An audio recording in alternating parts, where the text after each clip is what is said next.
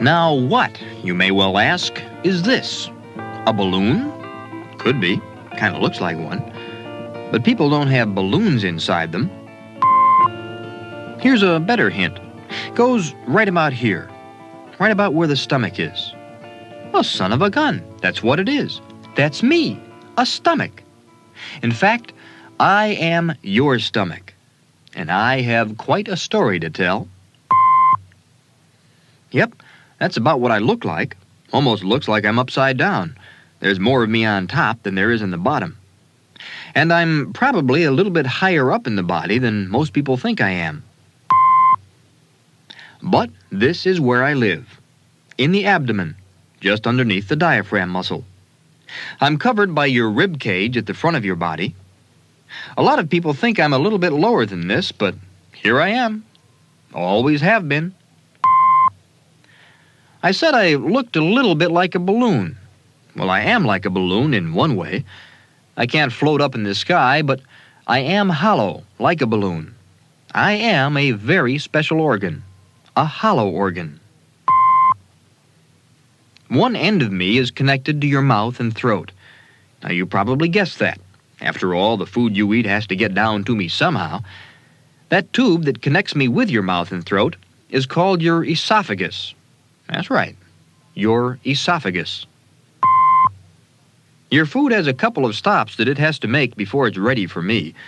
First, it has to be placed in your mouth and chewed. If it's hard, that is, liquids are just fine as they are. After it's in your mouth and chewed, your tongue takes over. It squeezes the food back out of your mouth and into your throat. And then you swallow. So your esophagus takes over. It moves the food from your throat down to me. It has muscles that move the food along. It doesn't just drop down.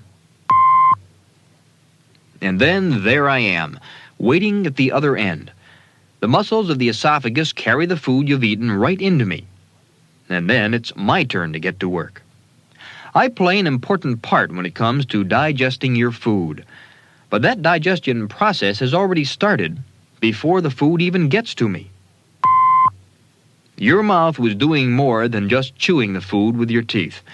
It was also adding a special liquid to the food called saliva. There are special glands in the mouth that make the saliva. One of the jobs that the saliva has to do is to keep your mouth, your throat, and your esophagus wet and slippery so that the food can slip down to me nice and easy. Now, your saliva glands probably don't seem very smart. Oh, sure, they make saliva every time you put some food into your mouth. But they also make saliva even if you just taste food. In fact, they start making saliva even if you're just thinking about food. See? Just like this. Boy, look at all that good-tasting stuff. An ice cream cone, a cupcake, and soda pop, and a banana. That looks delicious. There, see? You're just thinking about food. There isn't any here, but I'll bet your mouth's watering. If I'm empty and hungry, which means you're hungry too, of course, I start those glands in your mouth.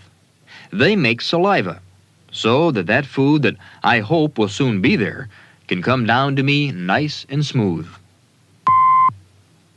When you do put food into me, I can do a pretty good job of holding it. I can hold about a quart of food, in fact. Hard food, liquid food, or a combination of the two. Up to that 1 quart amount, I'm pretty comfortable. But if you go too much over it and give me too much food or liquid all at once, well, something tells me I don't have to tell you what happens. I think you know.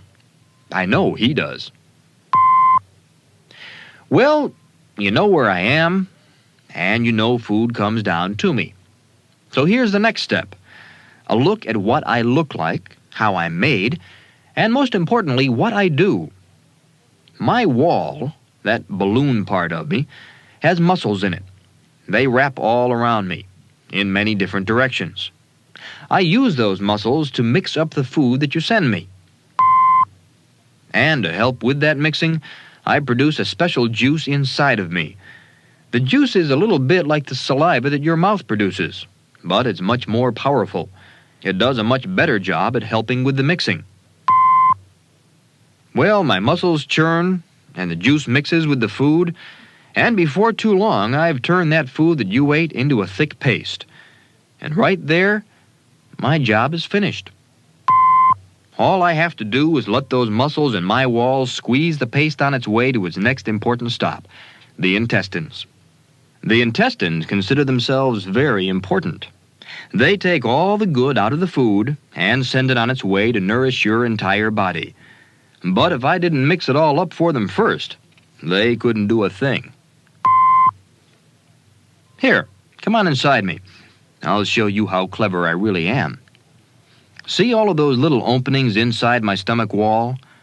There are lots of them, all over my insides, and they squeeze out that special stomach juice. There's always a little of the juice here. But when food comes my way, watch out. I can really pour the juice out when I have to.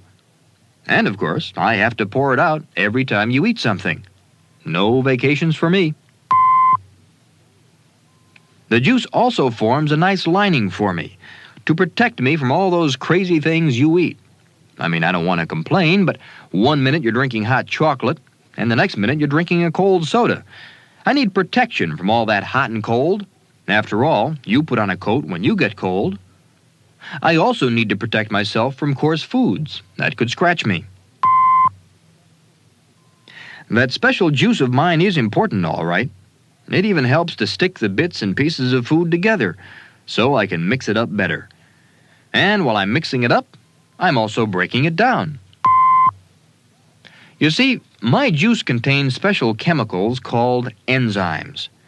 The enzymes break the food, especially foods like meat, into smaller pieces that will mix up better into the paste that I have to make. Of course, some of the things that you send to me don't need to be broken down. Water, for example. Your body is very happy to take it just the way it is. So when I see that you're sending me water, I send it right out through my walls into the blood tubes that are right nearby. There's nothing in water that needs digesting, so it's a simple matter to send it to the rest of your body. Well, that's my story. This is the most important part of my job. Mixing up the food that you give me into a form that makes it ready for the next step of your digestive system, the intestines. Sometimes my job is easy. Sometimes it's hard.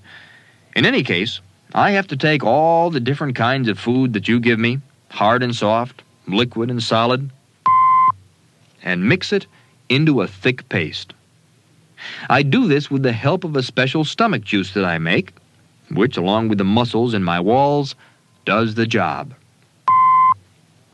My walls churn, my stomach juice has special enzymes in it that break the food down into smaller bits, and presto, the paste is made. And my muscles then send that paste onto the intestines. Your body can get water directly from me, though. I send the water directly to the blood tubes that are right outside my walls. Solid foods take longer to take care of than water, of course, but with the help of my enzymes, I get my job done just as fast as I can. Because the most important part of the digestive process is yet to come. The part with the goodness in the food is removed and sent throughout the rest of your body. That's done by the intestines, so that's where I send the food paste when it's ready. And then I'm empty. My job is finished, and the rest of your digestive system has to get busy. But that's their story, so I'll let them tell it. In the meantime, I just sit back, relax, and wait. You'll get hungry soon enough, that's for sure. And when you do, you'll send some food for me to work on. And once again, I'll have to go to work. Wonder what you'll have next time.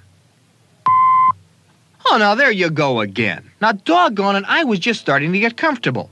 Now, do you realize what you're doing? You're eating a hamburger. Now, do you know what that means? Your teeth have to get to work. Your saliva glands have to get to work. I have to get to work. Give me a break, will you? I mean, 3 meals a day is enough already. I never get a vacation, you know. I work 7 days a week, you know.